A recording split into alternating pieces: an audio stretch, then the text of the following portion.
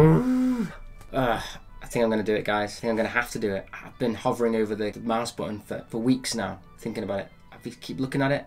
I think I'm going to have to cancel it.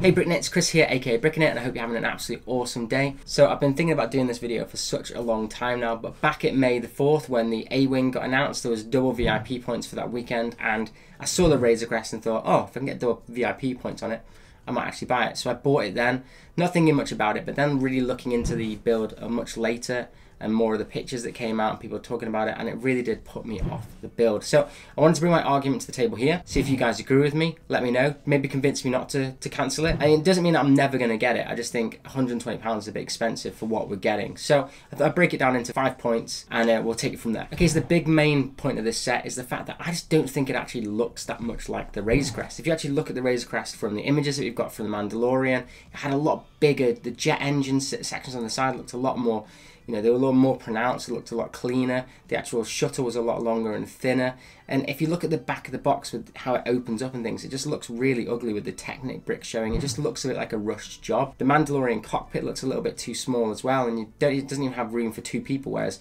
the actual one from the show has like enough for like 5 people in that cockpit.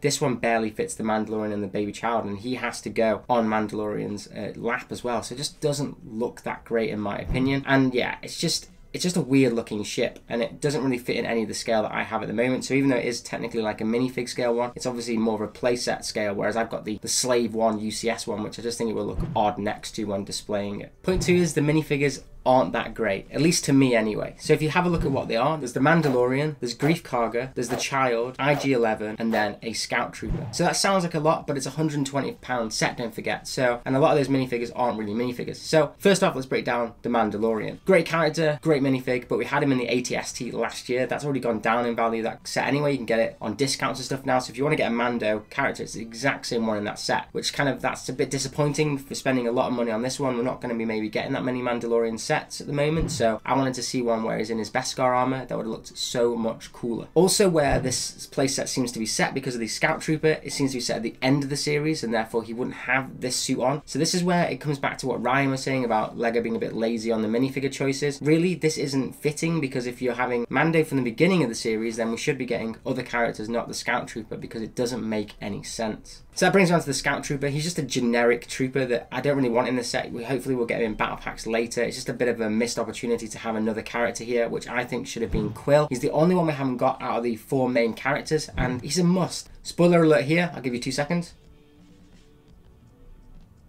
He dies at the end of the series, so realistically you want to have him now because he's a great character that will be missed, and then when we're watching series 2 and things, he'll be a forgotten character, so it'd be great to have him in a set right now whilst we're still loving series 1, so that you have him to remember him by. And he's one of the great, he's in the Fantastic Four, the original guys. We already again had Cara Dune in the ATST, so we've already got her, she's a great character. We're getting the Child in this one, we've got Mando, it would have been ace to have got Quill to go along with IG-11, because they need to go side by side, and IG-11 is included in this set. Now again, IG-11's a pretty cool character, but again, we've had him as IG-88 in a battle pack recently. He's not really a character that a lot of people are really asking for, because you can easily make him. He's the exact same minifig, so he's not exclusive to this set. So that really boils down to having 2 minifigures that are worth getting. Greef Karga, who's really, really cool, don't get me wrong, and he's a great character, but he's not really a main character. But we get Greef Karga and obviously the Child, which is the reason that everyone's going to be getting this set. So Greef Karga is a really cool minifig, don't get me wrong. I think he's a great one to have in this set, but I think he's really, again, another probably missed opportunity, because I would have preferred to have had a Quill over Greef Karga. But he's a fantastic minifig. He's the only one really that to me makes this set worth getting. Okay, so I missed out the Child on purpose, and that's because point 3 is Baby Yoda, or the Child himself. Now, great, everyone's going to be getting this just for that character, really. And this kind of brings me back to the Millennium Falcon that came out last year, and the only reason really people wanted to get it was for the Dio minifig. This guy's not worth £120. One of my great YouTube friends, Bricklicker, actually bought one of these early, a couple of months ago, showed us the figure. It doesn't look that good because it's so small. It's really hard to see the printing on it, so it looked a bit smudged. The head looks a little bit odd. I mean, it might be a pre-production one, we don't know, but I'm pretty sure this is what they're going to look like. But also, it's a baby minifig. It hasn't had its own custom molding for it, and I just don't think it looks that much like Baby Yoda for the size of it. I just don't think it looks that good. It could have been a lot better. It's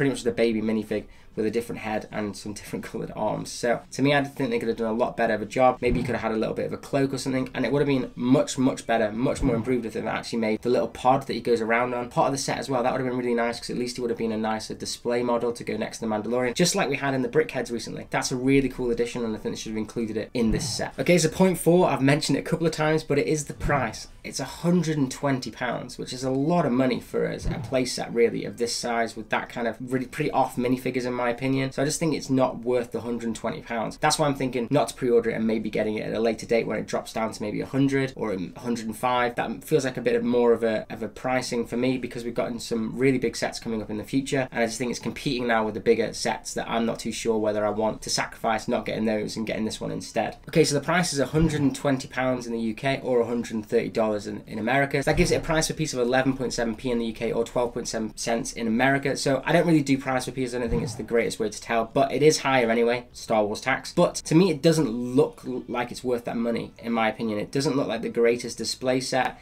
Doesn't look like the greatest play set, and it just doesn't look that accurate. So I think going back to like the AAT that we've had recently, to me the accuracy here has been missed, so I just don't feel it looks that good as a display model. So yeah, that's one of the reasons why I just think it's not worth £120. £100 probably is a pretty good deal for it. I'll probably pick it up when it drops down to that kind of price, because it does have some more of the cooler stuff that I like to see. Like it has the brick that's actually people frozen in carbonite. I think that's a great inclusion to the set. I think you get a couple of those, but other than that, I think I'd prefer to wait and see. Maybe we might be getting more Mandalorian sets in the future, which might be worth it. Maybe some that have the child included as well. So yeah, that's my overall thoughts on it really. I just feel like it's not worth £120. And point 5, last but not least, is there is the AAT that's just come out. Mos Eisley's just around the corner, and I still haven't bought the Tantive 4. So a load of my friends in the community who are massively into Star Wars like me have said you need to get the Tantive 4 before it retires. It's going to be retiring soon from what we've been hearing, and it's an awesome set with a great amount of minifigures, great characters as well that we don't get that often, some really cool stuff, and it's a great looking display piece. Yes, it's not technically minifigure scale, because obviously that would be absolutely huge, but it looks absolutely great, and you can fit the minifigs in it. So if you want to store the minifigures and keep everything a bit together, you can do that, but I think it would look absolutely fantastic, maybe on the back wall over here or something. And it's just a great ship. It's one of the ones, you know, it's the first ship you ever see in Star Wars, so it is a great iconic ship. I'm not saying the Razor Crest isn't, but I want to get this one before it retires. Then you've got the new AT-AT, which came out for the 40th anniversary of Empire. That looks absolutely awesome. I've seen Ryan's videos on it saying that it's one of the best accuracy ones, and I've never actually bought an AT-AT. I know, I really like Empire. So I think I want to get that one anyway, and I was waiting for that one to have a slight price drop as well, because that's a little bit too expensive at the moment as well. But I have seen price reductions on that already. So that would be annoying if I got the Razor Crest and then all of a sudden it's on price reduction already of a set that I wasn't too sure I wanted anyway. And then obviously we have Mos Eisley. Oh, I've been talking about this for absolutely ages on live streams. If you follow me on other live streams, I've been saying I wanted a UCS Mos Eisley for absolutely ages, and weirdly they're now giving it to us. So to me, I feel it's my 5FS Battle Pack. I need to get this set.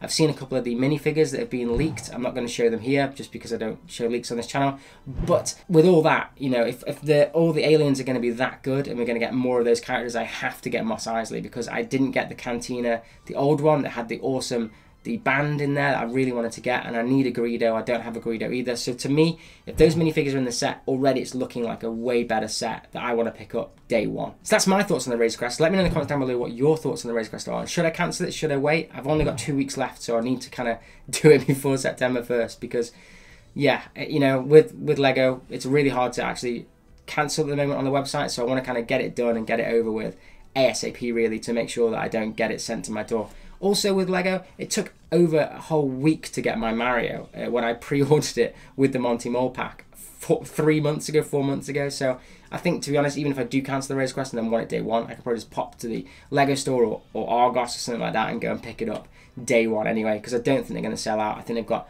plenty of these in stock, just like Mario, because they know this is going to be a hot selling toy at Christmas. But other than that, have an absolute awesome day. Hi, Lord Vader here. And if you haven't already, please subscribe to the channel for more awesome LEGO videos. Or if you'd like to see any more Star Wars videos, check out the playlist up here. Or if you'd like to see any more awesome LEGO related content, check out the video over here. I have to say that this channel is impressive. Most impressive.